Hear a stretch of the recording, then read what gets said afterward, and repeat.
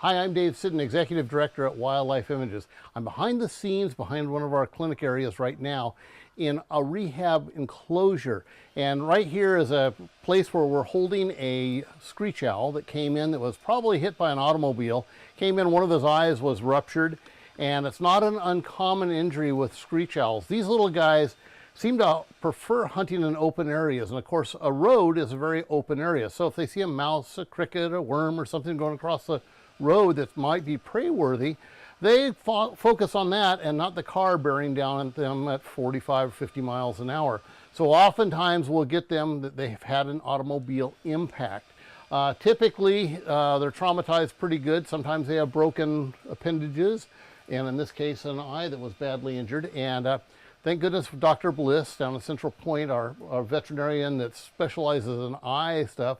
She took a good look at this guy, said the one eye is going to be just fine. And screech owls and most wild animals will compensate for the loss of an eye.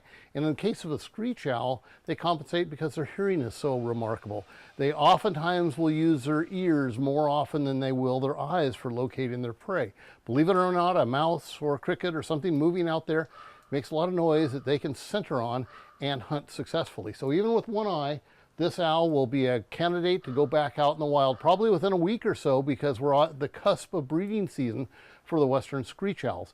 So having them out there in the wild right now where they can find a mate, make some babies for us all to enjoy is real critical. So the next step in its life, we're going to be introducing live prey, letting this little critter figure out how to hunt, how to use its ears really well for locating the prey. And then once we know it can catch its prey successfully, that's the final step before it goes back out into the wild.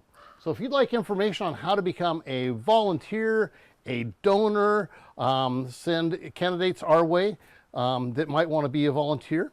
You can log on to the Wildlife Images website at wildlifeimages.org. There, there'll be all the information necessary. And of course, we'll look forward to seeing you again next time on another episode of Walking the Wild Side.